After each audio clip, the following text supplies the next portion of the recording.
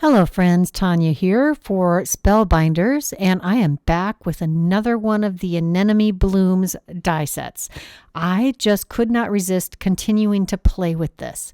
Here we have the two black backgrounds, the gold black background and the watercolor background. I did use these on a previous video, but I'm going to use the second portion of this. I'm taking the gold outline.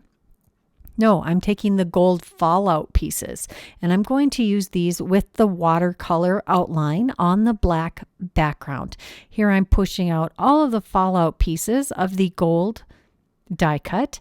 This is a beautiful die cut. It is so easy to work with, and you could use it completely alone. You could use it with just the outline on the background, and you could use it with all of the pieces combined.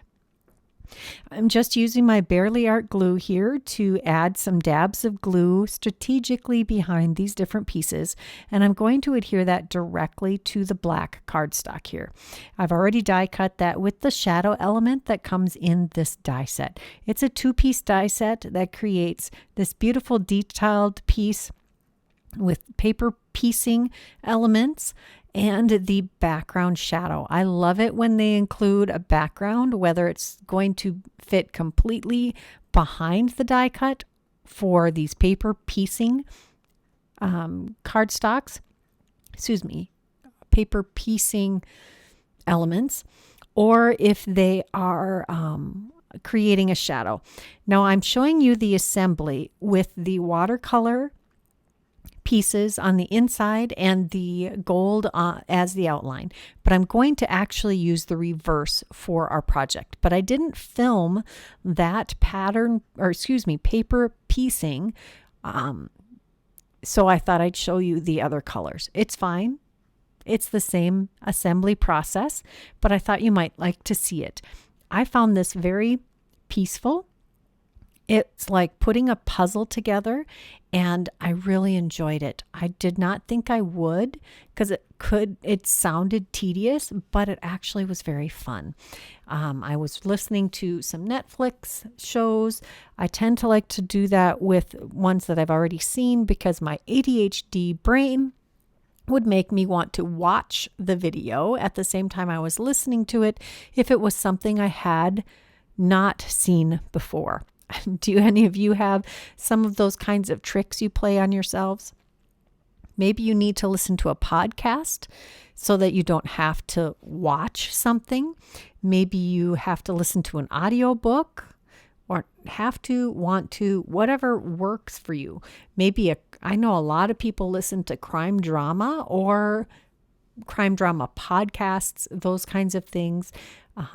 Whatever makes you able to craft in the best way possible. Maybe you need to do it in silence. There are lots of us that need multiple things going on just to keep our brains happy. And some of us who need just the silence.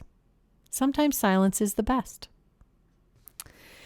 Now that we have assembled all of our different pieces on our beautiful floral anemone bloom, we can move on to the next element.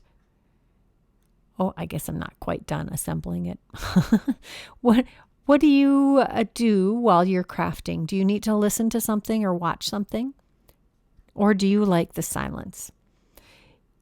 There's our two blooms with the two different designs. Now we're going to pull out the wonderful script sentiments. And I have die cut all of the different pieces, but I'm only going to use some of them. We're also going to use the floral archway to do some embossing because that goes perfectly with our anemone blooms. And the sandwich for that is the A plate with the 3D embossing folder and then the D adapter plate. And there you have some gorgeous embossing. Now this is the brushed white cardstock that's available in the Spellbinders shop. I do have that linked in the description box below. I've trimmed that to 4 3/4 by 6 3/4 because I am making 5 by 7 cards again on this video. I have this layered up main element. I did put a couple layers of black cardstock behind this beautiful paper pieced element. And I have layered together some mirror gold cardstock cut from with the fine detail sentiment, and then white cardstock for the shadow element. I've also layered some extra pieces of cardstock behind these sentiment elements, and I'm going to try to fit these in on our card front in a very visible way. I do tuck one of the pieces below the element and one right over the main anemone element, and that is card number 1. For cards number 2 and 3, we're going to do a bunch of Glimmer hot foiling. I've got Aura here that I'm going to foil on the black, and I have satin gold that I'm going to foil on the white. I have 2 pieces of 8.5 by 5.5 inch cardstock here, and I'm using the black cardstock from Spellbinders. That's the best colored cardstock. And I'm going to use all of these coordinating dies to cut out each of these elements. Now the white cardstock, I did a full sheet like a pattern paper, and I'm not going to die cut that. But the black I did end up cutting into A2 size panels and foil on each of those and then die cut them. And I'm going to take this other 5.5 by 8.5 inch piece of black cardstock and adhere these different foiled and die cut pieces all over the front. That seems to be an easier way with some cardstocks to do an all over pattern with the foiling. Now I'm going to adhere these different pieces all over this 5.5 by 8.5 inch half sheet of cardstock, and then I will trim it down to the size that I actually need. One of the gorgeous parts or aspects of the Aura foil is that it kind of has an iridescent, it does have an iridescent quality to it. And for some reason, the lighting is just perfect on this videotaping because you can see a full rainbow of color on this Aura foiling. It is one color of foil. It does not actually have a rainbow. In some light, it looks just gold, and in other lights, it looks iridescent, and you can see the different components of the color. I'm going to trim off the excess here, and I'm going to save those pieces and use those to finish filling out our pattern on this piece of cardstock. I'm taking these scraps and I'm toying around with placement, and when I figure out what I want to do, I will add those with some liquid glue also. I am loving this Aura and black combo. It looks just stunning, and in real life it is just as stunning. I don't know what made me decide to do this because it's not something I do very often. I don't do black backgrounds very often, but I really like how this turned out. And normally I will trim my panels down to have a little bit of a border on our card front, but I'm not going to do that this time. I want this to fill the entire card front. I am again going to make a 5 by 7 card, and that's what I'm doing here.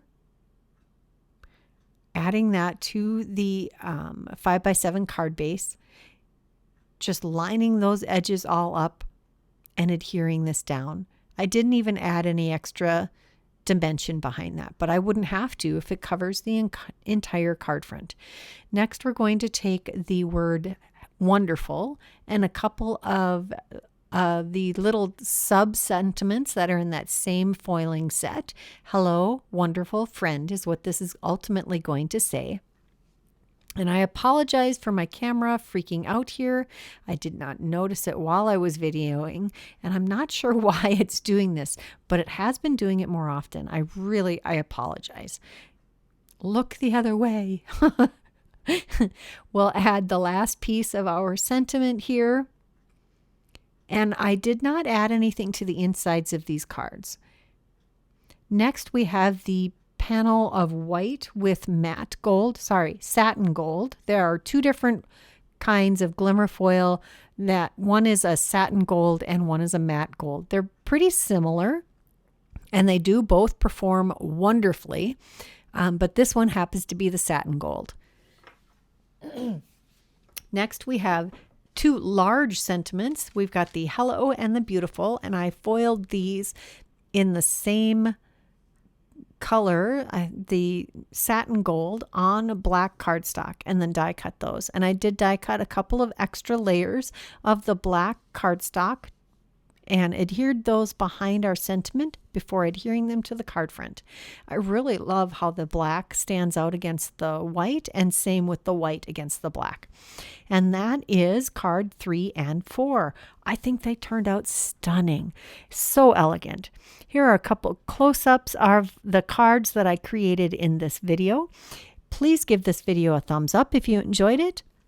Leave me a comment. I always love to hear what you have to say. Subscribe to this channel to make sure you get to see all of the videos that I create, and check that description box below for all of the products that I use today. Until next time, here are a couple more videos I thought you might enjoy. Bye-bye.